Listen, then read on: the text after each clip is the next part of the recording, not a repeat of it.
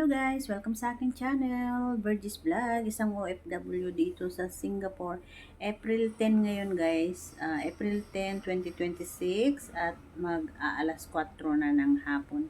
So, nagpapahinga ako saglit habang nakasalang yung aking soup at minarinate ko na rin yung meat para sa dinner. Nagawa ko ng coffee pork ribs. Tapos ang soup namin ay bitter gourd soup na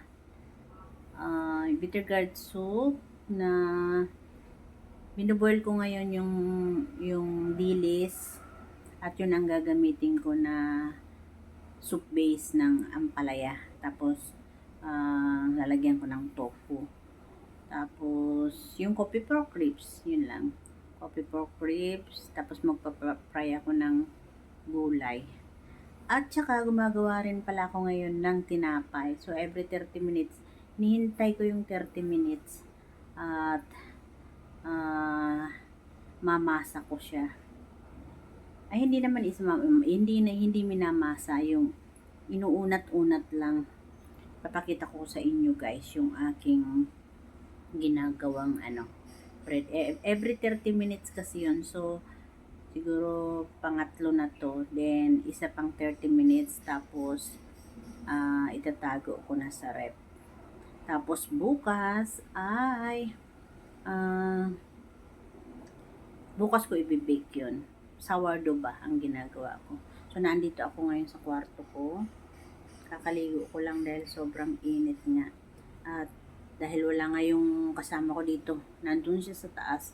Siya kasi ang taga-plancha. So, namamalansya siya ngayon. Namamalansya siya sa third floor. Kasama niya yung alaga niya. Tapos yung amo ko naman, may bisita dyan sa sala.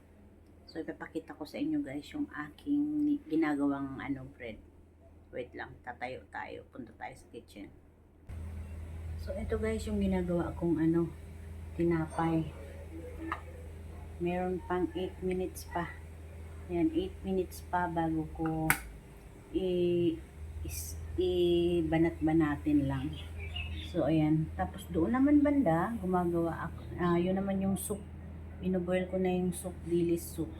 Tapos ito, 8 minutes pa bago ko uli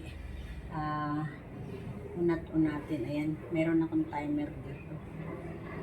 Sourdough yan. Sourdough. Ayan. Gawa tayo ng tinapay.